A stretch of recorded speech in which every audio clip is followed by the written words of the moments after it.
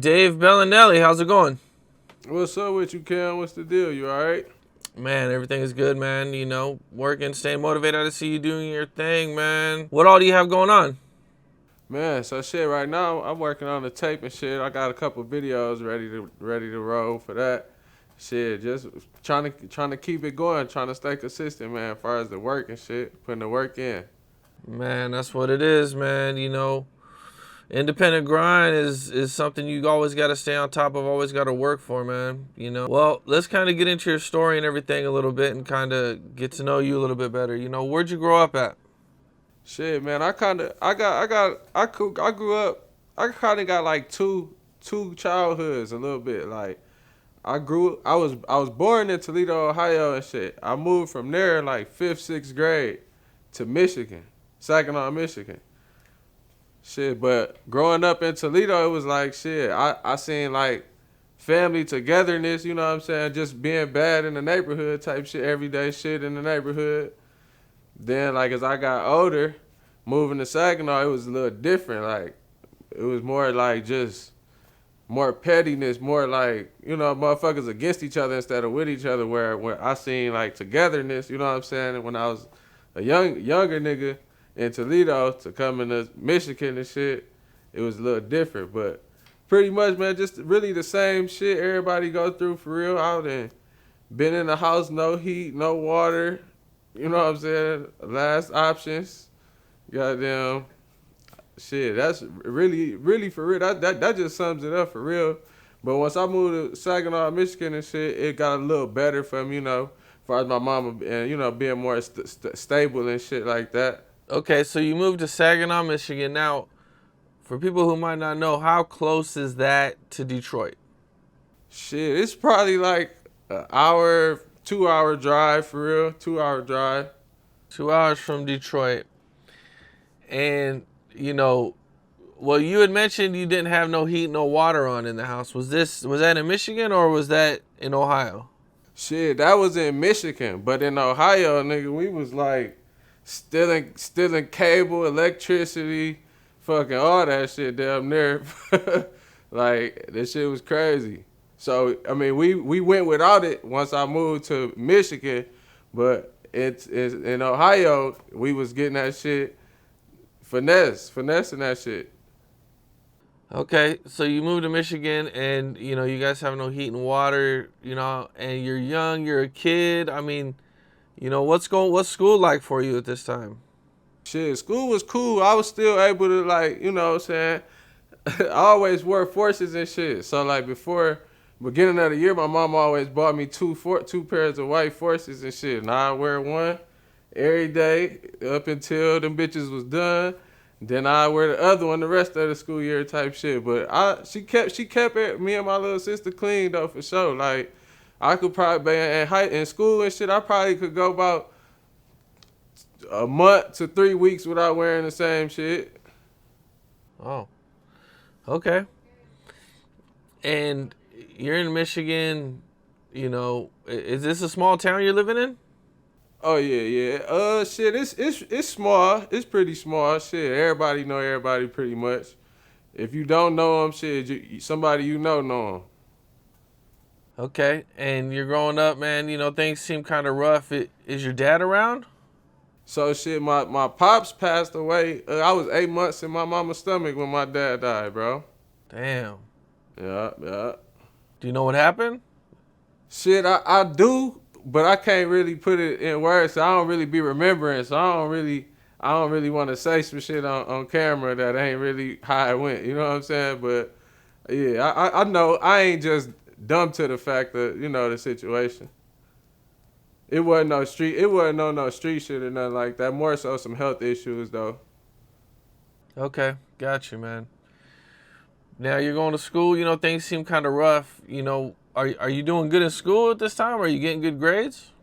Shit. So not for real shit. I made it to school every day though for sure, but I wasn't really the best with the grades and shit. I ended up getting kicked out like 10th, 11th grade and shit. And luckily, my homeboy, we still cool to this day. His parents ended up letting me come and stay with them. I stayed with them for about like 2 months. I'm talking about his pops was come get my hair cut and shit, all that type of shit, making sure I was eating all that type of shit.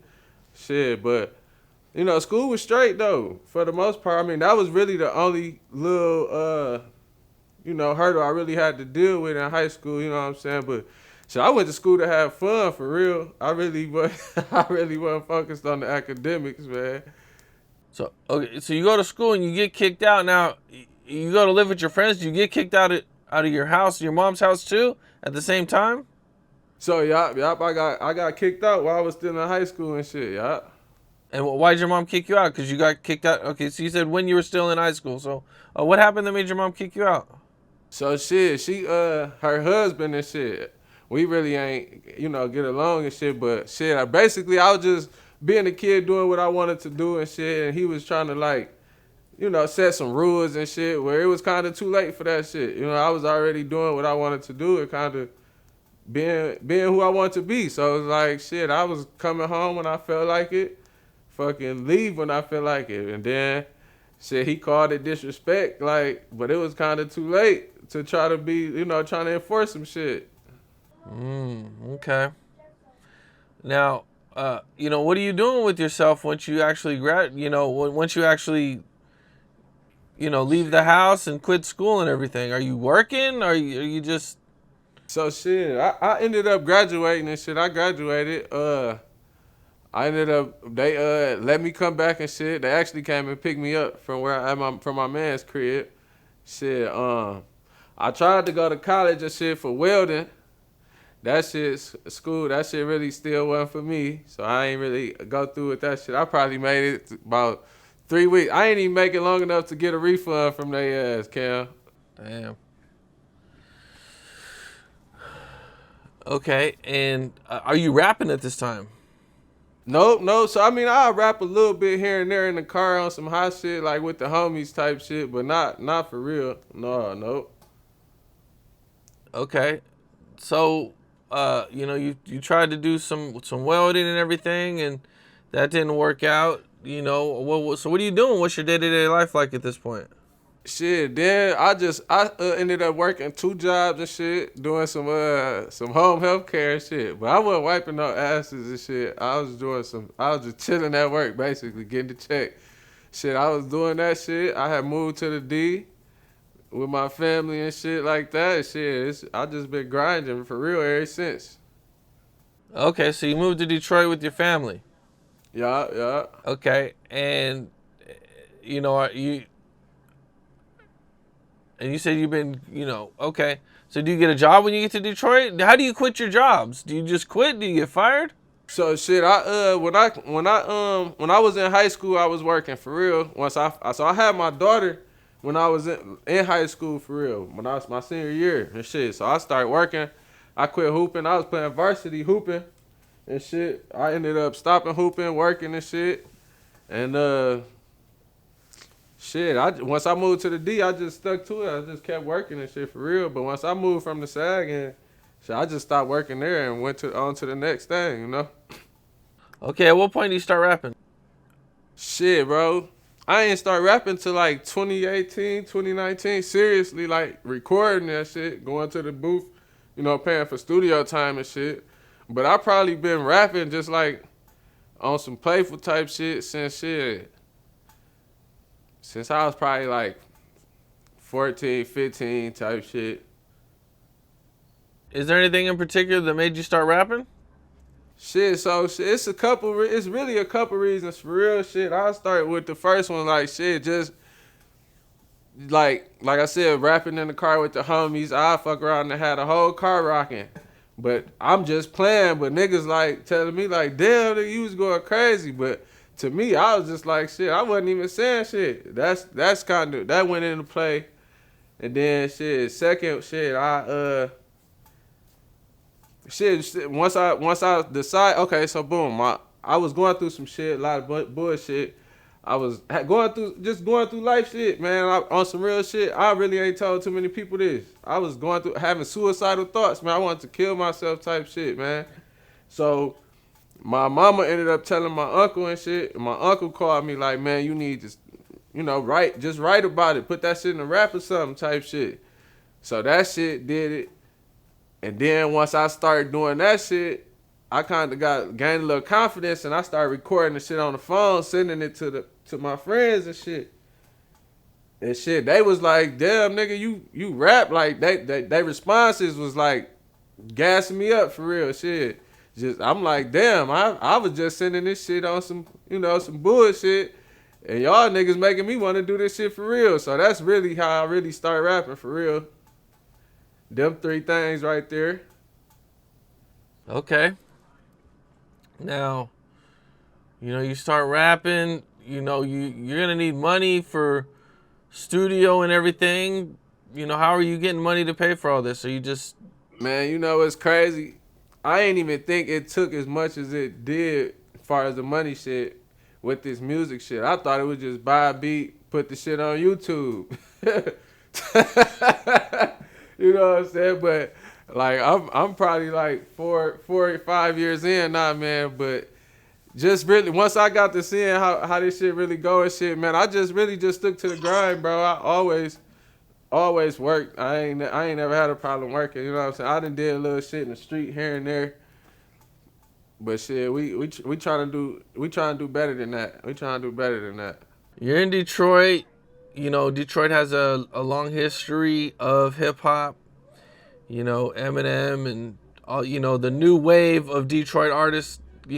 Coming out the past few years. Do you ever run across anybody or anything, and meet anybody? It's crazy. I ran across Snap Dogg before one time on the highway and shit, and that shit was so funny. Cause I was smoking and shit, and I had like just held up the blunt and shit, like on some shit like she wanna hit it type shit. And he looked at me, rolled the window down. He just ended up saying what's up and shit, and ended up getting off the highway. But shit, I mean that, and I seen Babyface and T Grizzly ass in the Pantheon before.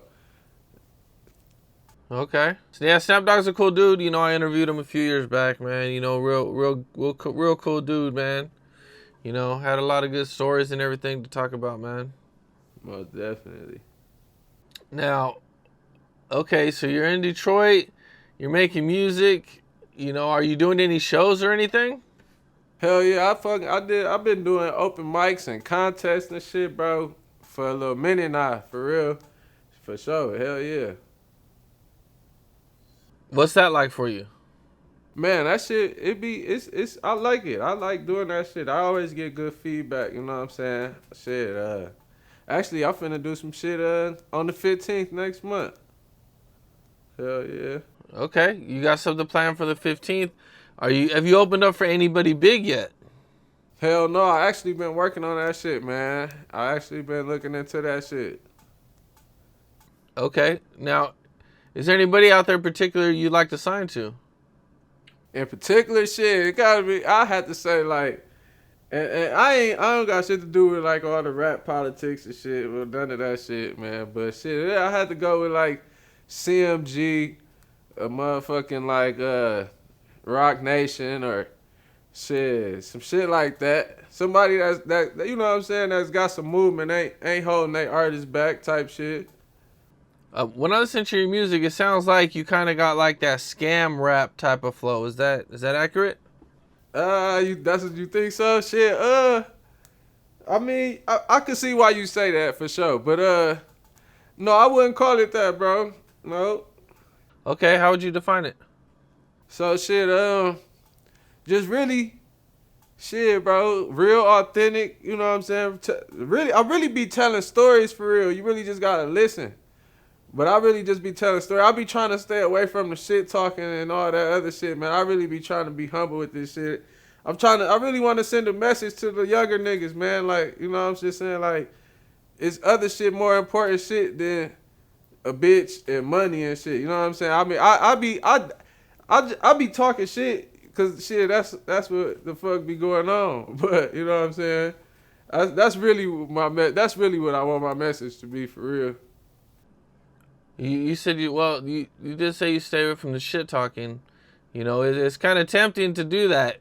Because it's easier to get some headlines, man. So how do you resist not getting into all the drama and everything?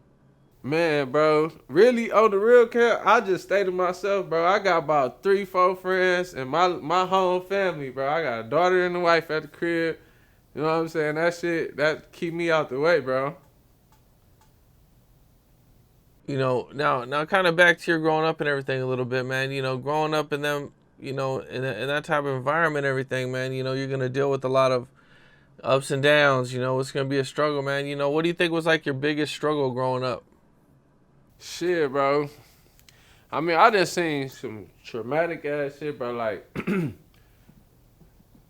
it's just been a lot of different shit. But what was the question again? What was your biggest struggle growing up? Biggest struggle growing up, bro? Probably shit.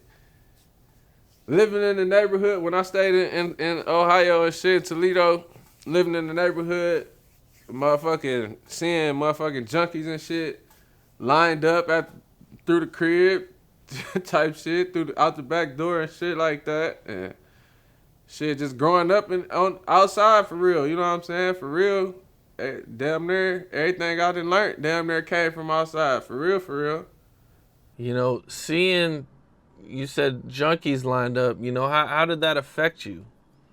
Shit, I mean, I ain't gonna lie. I'm 20. I'm 27 now.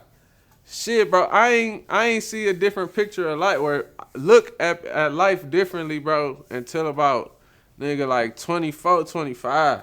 So I'll say that shit fucked me up for real because I'm thinking like shit. That's the way to go. That's the only way to life and shit like that. You know what I'm saying? So that shit fucked me up, bro, for real. Because once I finally started seeing different shit and started traveling and shit, I'm like, damn, it's way more to life than, you know what I'm saying? That shit in the neighborhood type shit. Yeah, man. Man. Okay. Now you're seeing this, man. Is that like a big motivation for you to do music? Shit, for real, bro. I was hooping. I played varsity as a freshman, for real. So I wasn't thinking about doing no music at all, bro. I ain't until, like I said, my uncle told me to start talking about my life like on some poetry type shit. For real, for real. That's really how that shit went. He was on some right about that poetry type shit.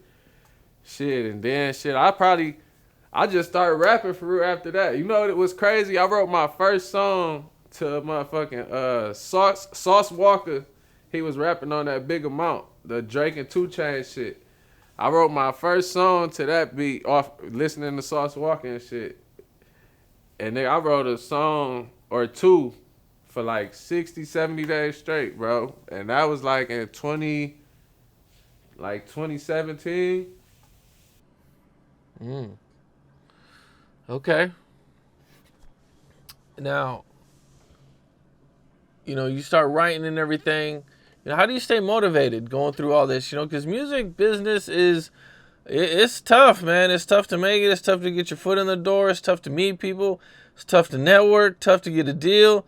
There's a ton of competition. I mean, especially coming out of Detroit. Detroit got a lot of competition. There's a lot of talent in Detroit.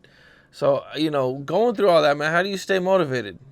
Shit, bro. Honestly, bro, just being hungry. Shit, my family at the crib. And for real, that's what, if I could tell any young nigga, man, fuck all that other shit. Go get you a chick and go make a baby, bro. That's all the motivation you need, bro. And shit, really, that's it for real, though. My family, shit, want this shit bad, want this shit. For real, that's it.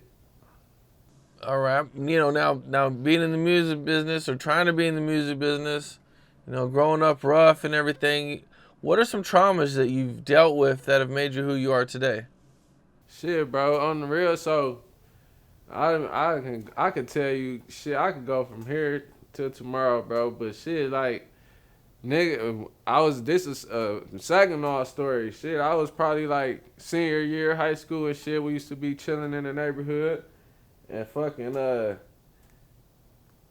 spot we was chilling at, the dude who crib, he was locked up and shit. But he ended up meeting the nigga in jail and telling the nigga that he could come to the block and kick it type shit. So long story short, the nigga ended up coming through and shit while the homie was still locked up. So dog pull up and shit. And he let somebody use his phone. He let somebody that was with us use his phone and shit. They were trying to get some weed. This at the time, motherfuckers putting $5 on the blunt and shit type shit. But fucking homie used the phone, but homie ended up saying, let me take the phone so I can call where they was getting the weed from when I get outside type shit. So that's what the type time they was on. And fucking anyway, motherfucker ended up taking too long. Dog like, shit, man, where the fuck my phone at? Where the fuck, where dog at? Type shit. So I'm like, shit, bro. I'm the only one trying to help the nigga for real. I'm like trying to help the nigga. Like, what's your number, bro? I call your phone. He ignoring me though. And then I asked him like once or twice, 2 more times. And he get to looking at me. And then he get to grabbing on his gun. And at this point, he did that. Everybody that was outside ran. I'm talking about ran in the house, behind houses, all that type of shit. The nigga looking at me up the gun and shit. We just looking at each other. Them like a stare off type shit. And shit, like, it felt like 5 minutes. It probably was like 40 seconds or something like that. Then went by. But we just staring at each other and shit. That shit, bro, fucked me up for real. That shit. Ain't shit happened, thank God. But just thinking, just seeing, just how that's the energy of that shit and how that shit happened and how I'm trying to help a motherfucker and the shit that backfired on the nigga type shit. So that shit still fuck with me a little bit to this day. Shit, for real. Damn. So you said it still messes with you, man. How did it change you? Shit, bro, it just made me like, I ain't gonna say afraid of people, but afraid of people. Like, I ain't afraid, but I just don't, I ain't just gonna trust you, or I just ain't gonna be comfortable around you for real. I really gotta have to check you out. I'm gonna have to go ask some questions about you. I'm gonna have to go, you know what I'm saying? I just ain't just gonna be just, you know what I'm saying? I can't help everybody and anybody no more. Yeah, man. Wild situations, man. It kind of makes me think of that BTB Savage thing. Did you get a chance to check that out? Yeah, man, that shit was crazy. Well, what was your initial reaction? What'd you think about it?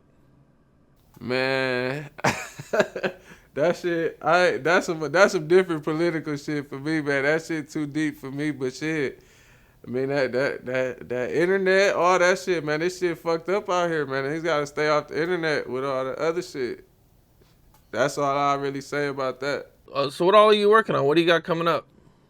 Shit, bro, I stay working, bro. I'm really working on this tape. I'm just trying to get some shit finalized and shit. Like I said, I just been learning more about this shit because I'm thinking it was just buying a beat and dropping your music, but it's licenses and all this other shit that you gotta do. So really just getting all the important shit squared away, bro, just in case this shit do pop off. Well, ain't no just in case, but for when this shit do pop off. Man, that's what's up, man. You got a lot of stuff coming up, man. That's good to hear, man. The independent grind is rough. Oh yeah, for sure, for sure. Well, is there anything else you want to touch on? Shit, bro. No, man. Just get with me. Stay tapped in. Go check out my YouTube. I got some shit. I ain't dropped since last year, December. But I got some shit. I got some videos on the way. I got some shit, man. Just go check me out. Go tap in, sub, all that. We about to go up, man. End of the year, y'all gonna see me more than this. That's what it is, man. I appreciate your time. Oh, yeah. I appreciate you, bro. We gonna have to link again for sure. Definitely, man. Good luck with everything, man. You know what I'm saying? Yeah, appreciate you. Definitely, bro. We'll talk to you.